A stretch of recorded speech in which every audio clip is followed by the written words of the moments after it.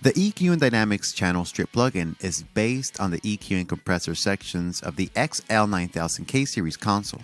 SSL were the first mixing console manufacturer to feature Dynamics and EQ on every channel, on an inline console with the SL4000B series in 1977.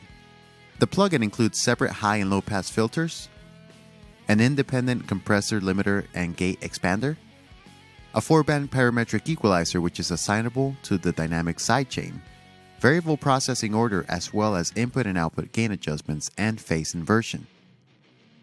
Basically everything that you need for mixing. Starting with the filters, there are 2 filters in the filter section. The black knob controls an 18 dB per octave high pass, which ranges from 20 Hz to 500 Hz. And the purple knob controls a 12 dB per octave low pass filter, from 3 kHz to 22 kHz. When these knobs are in the counterclockwise position, they're off. As soon as you turn them into the right, you're going to see a number displayed, and that shows you that they're active. If you want to turn these off, just go ahead and click them all the way down to the left, and they'll say out. To place the filters straight after the input control, press the input button, which is usually enabled by default. But if it's off, then the filters happen after the EQ. The Dynamics sidechain assigns the filters and or the EQ to Dynamics sidechain. And this is available here in the filter and also for the EQ section. Next to the filters, you have the 4-band parametric EQ, starting with the low frequency. By default, the low frequency is set to a shelf, but you can change this to a bell curve. And the low frequency ranges from 40 Hz to 600 Hz as is displayed on the text. Next, you have the low mid frequency, which ranges from 200 Hz to 2000 Hz. And on this band, you have a variable bandwidth. To the left, you make the bandwidth narrower, and to the right, you make it broader, as displayed on the graphics here. The green knobs represent the high mid frequencies, which range from 600 Hz to 7000 Hz or 7 kHz. And then lastly, you have the high frequency, which starts at 1.5 kHz and goes all the way up to 22 kHz. And this can also be enabled with the bell curve. Any one of these buttons can return to its default position by holding down Command. So you can easily reset these parameters. In the middle of the EQ section, you can turn on the EQ on or off. When the light is green, that means that it's on. As I mentioned earlier, you can feed the EQ to the sidechain of the Dynamics. And you have the E button. When engaged, it switches the EQ characteristics between the SSL E and G series consoles. When it's off, it's in the G series consoles. The G series consoles are known to have a variable Q design, which means that the shape of the EQ bell narrowed as you increase or decrease the gain amount. However, with the E series consoles, this had a constant Q design.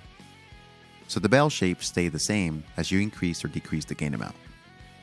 But what you need to know is that the G series is great for shaping a vocal or putting an overall EQ on a bus, whereas the E series EQ is more aggressive and is therefore better for removing problematic frequencies.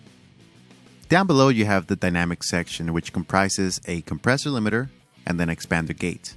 Both sections work independently but can be operated at the same time by engaging the Dynamics in.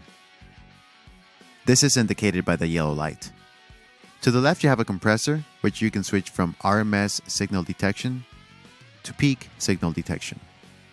This responds to peak signal level and introduces a hard knee characteristic, resulting in more dramatic compression. Peak mode works great on percussive instruments and vocals, whereas RMS might be more ideal for strings, pads, or instruments that have a soft attack. The reason you don't see an attack time is because this is adjusted automatically to match the audio, but you can control the release time.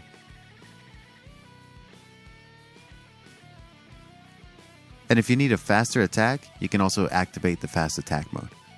Then you have the ratio and threshold control, which work hand in hand to compress your signal.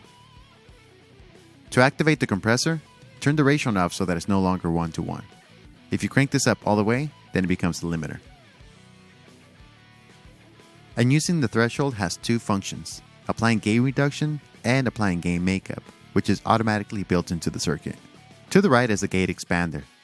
By default, this is set to gate mode, but by clicking on the expander button, it's now an expander. As a gate, it works great on percussive instruments like snare, toms, kick drums. The threshold function uses different levels to open the gate and close it again. When the expander is open, it stays open until the signal level crosses the quieter threshold. And if you want to adjust the delay before the signal level starts reducing again, you can increase the hold and release. But we'll listen to some examples later. You can switch the fast attack on to introduce a faster attack time of 100 microseconds per 40 dB. This is useful when gating signals with a steep rising edge, such as drums.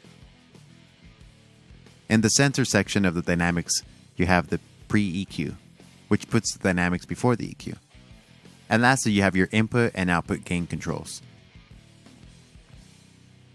with a polarity switch to invert the phase of the input signal. So that's an introduction to the channel strip. Next up, let's explore each module thoroughly.